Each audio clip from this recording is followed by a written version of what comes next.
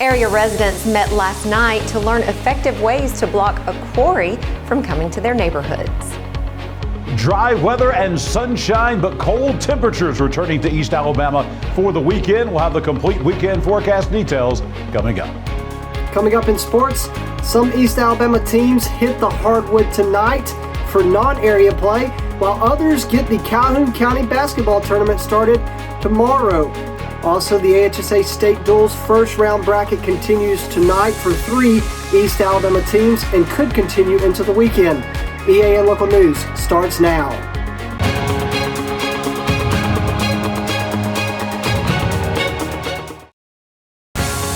This segment of EAN Local News is brought to you by Oxford Lumber. Come visit any of our locations in Oxford, Jacksonville, Talladega, and Roanoke.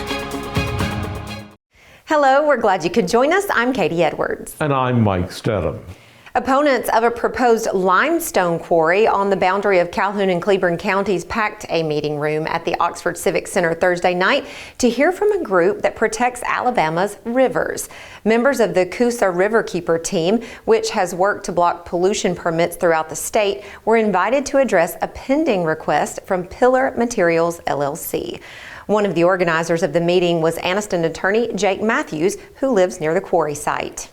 But I want y'all tonight to get information so that you can help us to stop this quarry. Now we have a hearing, and that'll be on the 23rd of this month here at the Civic Center at 6 o'clock.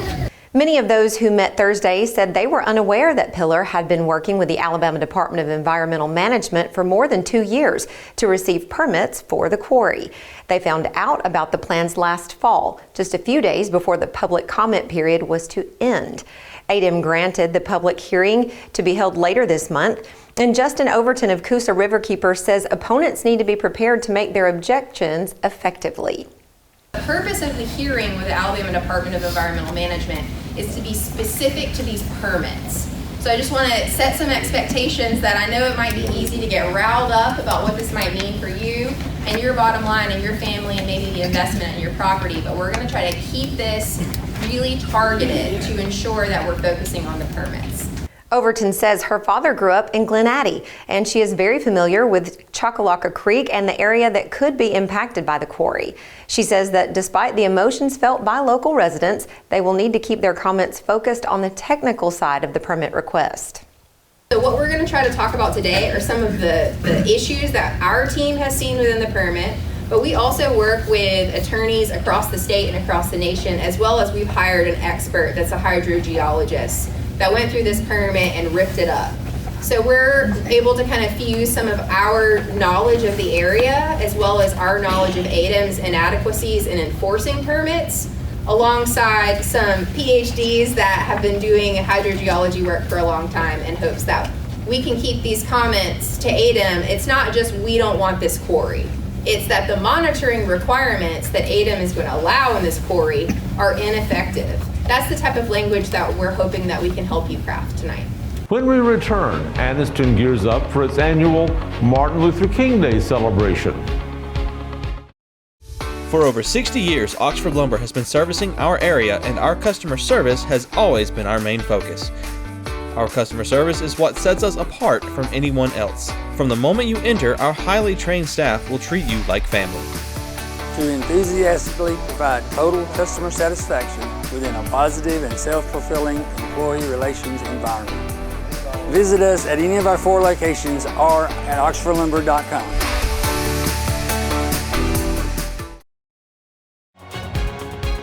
This segment of EAN Local News is brought to you by Waldrop Manufacturing, metal buildings made right here in Calhoun County. The City of Anniston's Good Choices program invites the community to its 22nd annual Martin Luther King Jr. Breakfast and Youth Participation Day on Monday. That program begins at 9 a.m. at the Anniston City Meeting Center on Noble Street. All city and county schools are invited to participate, and an award will be given to the class with the largest turnout. The participating students can sign in on site at the day of the event or by visiting Anniston's website. The breakfast is an annual event sponsored by the City of Anniston's Good Choices program. Its purpose is to commemorate the legacy of Dr. King while teaching youth his vision of a united and nonviolent society. The program showcases local youth dance and poetry exhibitions. The event is being sponsored this year by Calhoun County Commissioner Fred Wilson, State Representative Barbara Bigsby Boyd, Pandora's Art and Social Club, the Iota Mu Omega chapter of Alpha Kappa Alpha sorority, the Panhellenic Council of Calhoun County, the alumni chapter of the Zeta Mu Sigma fraternity, Eastman Chemical Company, and the Phi Beta Sigma fraternity. When we return, there will be smoke on the mountain this spring in East Alabama. For metal buildings in Alabama and the Southeast, Waldrop Manufacturing is your one-stop source. A Waldrop metal building provides the coverage and protection your investments need. They specialize in carports, RV covers, portable buildings, and storage buildings. Stop paying rent for storage. With Waldrop's price per foot, you can actually save money by buying straight from the manufacturer. Waldrop buildings are guaranteed because Waldrop manufactures buildings with U.S. steel right here in Calhoun County. Waldrop Manufacturing, serving the entire Southeast. Give them a call today. This segment of EAN Local News is brought to you by WM Grocery, located in Heflin, Wadowee, Roanoke, and in Piedmont. There will soon be smoke, but no need for alarm at Chehaw State Park. The Alabama Department of Conservation and Natural Resources announced Thursday that it is planning a prescribed burn there near the park's campground, cabin, and lodge areas between January 18th and March 1st. According to a release, prescribed burns reduce wildfire fuel and promote wildlife habitat restoration. The burn will benefit wild turkey, white-tailed deer, bobwhite quail, fox, squirrel, and bird populations. Well, all the schools let out today for the storms, which thankfully missed us, which is kind of a wonderful thing. That's right. It certainly is. We got some rain, but nothing like what we could have gotten, certainly. That's true. What kind of weekend do you think we're going to be looking at? I don't know, but I bet I know somebody who does. John Holder joins us now in the EAN Weather Center. John? Mike and Katie, not too bad today with the weather across East Alabama, some wind and some rain. For the weekend, it will be drastically different. It will be cooler, and we'll also have a lot of sunshine across East Alabama and some interesting weather coming the early part of next week. We'll break it all down next. Since 1993, WM Grocery has been a major part of our local community. WM offers the very best in fresh produce and an outstanding meat department. WM also has many local products not found anywhere else and fresh sushi every day. If you need an event catered, come see Mrs. K at any WM store. Curbside pickup is also available for your online grocery orders. Be sure to download the WM app for all the deals of the week and shopper rewards. Go check them out today at any of their locations. We take pride in our community and appreciate your business. Not a whole lot of changes today across East Alabama temperature-wise. We were very warm this morning for this time of year, only dropping down to 50 degrees at the Anniston Airport. That is 16 degrees above the average. With the clouds and the rain in place, we didn't have a very big rise in temperatures today, only 58 for the high this afternoon. But again, that's above normal for this time of year. Again, we can have just about anything at this time of year weather-wise. Our record high temperature is 75 and our record low temperature 4 degrees. Sun rising tomorrow morning on your Saturday at 6:48 and the sun setting this evening, again, a minute longer at 4:55 this afternoon. Weather on your street for a Friday night. Going to take out to Metters Drive in Sachs. It is going to continue to be windy. We've got a wind advisory in effect until 9 o'clock tonight. This is going to be a cold wind coming in, windy and cold tonight, with the temperature plummeting all the way down to 28 degrees by early tomorrow morning. Coming up on your Saturday, it's going to look vastly different on Park Avenue in Jacksonville. But let me tell you, it is going to be cold out there. Plenty of sunshine, a dry day coming up, no chance of rain in the forecast, but it is going to be cold, only 47 for the high tomorrow. That's about 7 or 8 degrees below the average for this time of year. And as we look ahead to next week, an Arctic blast is coming, not only to County Line Road in South Oxford, but to all of Calhoun and Cleburne counties the early part of next week. We're going to be in the 30s and 40s. That's not lows, folks. That's high temperatures. We're going to be in the 40s some days, but some days we will not even reach 40 for the daytime high. Temperatures way below the average for this time of year, even in the middle of January in Alabama. Here's the 7-day forecast, and you will see a couple of dry days coming up on Saturday and Sunday. Monday, there's a small chance that we might see some kind of a mix of precipitation early Monday morning on Dr. Martin Luther King Jr. Day. It's not a big deal, only about a 20% chance of a shower. Cold once again as we remain in the 40s for highs.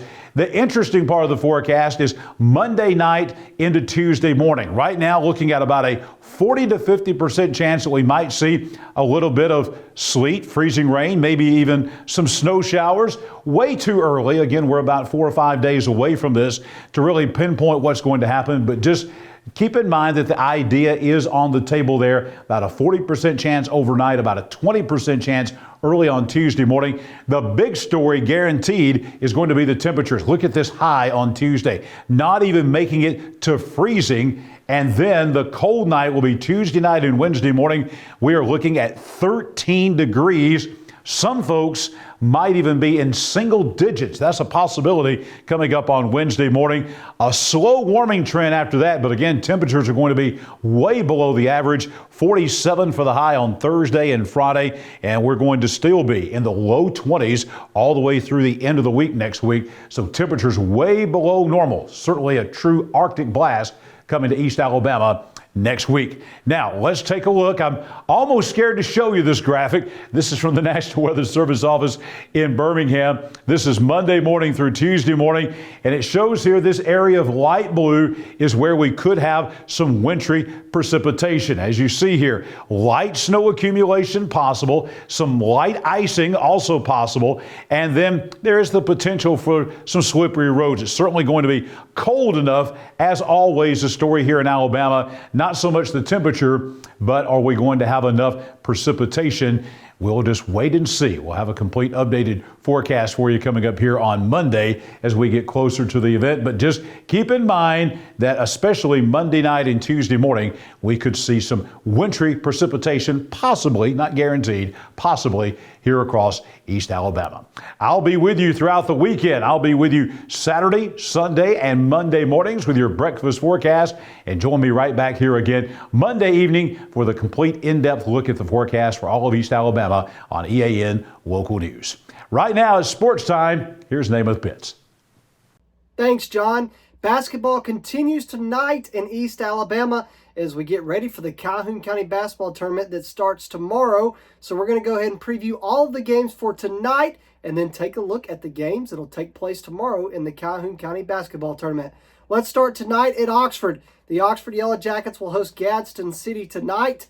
This game, again, is at Oxford. It'll be inside Oxford's gym as the Oxford Yellow Jackets are at home tonight against Gadsden City, and this game is going to be at Oxford. The Anniston Bulldogs are on the road tonight down in Talladega County, where they will face the Mumford Lions. So both boys and girls of the Anniston Bulldogs make the trip to Talladega County tonight to face the Mumford Lions. Also tonight, Calhoun County matchup between two teams, and it is not a part of the Calhoun County basketball tournament, but it is White Plains on the road at Sachs. Coach Chris Randall, Coach Sprayberry, both teams make the trip to Sachs tonight to face the Wildcats. How about this one right here? The Alexandria Valley Cubs at home tonight facing Southside Gadsden. Southside Gadsden getting ready to start the Etowah County basketball tournament next week. Alexandria getting ready to start the Calhoun County basketball tournament. And both of those teams are going to go head-to-head tonight at Alexandria. That is going to be a really, really good game.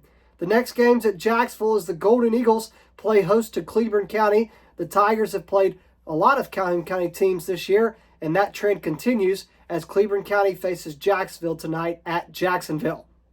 Cherokee County's played Calhoun County teams twice this week, and they're about to play them for a third time as the Piedmont Bulldogs make the trip to Center tonight to play the Cherokee County Warriors. They've already played White Plains. They've already played Jacksonville. Now they play Piedmont as Cherokee County is going to host Piedmont tonight.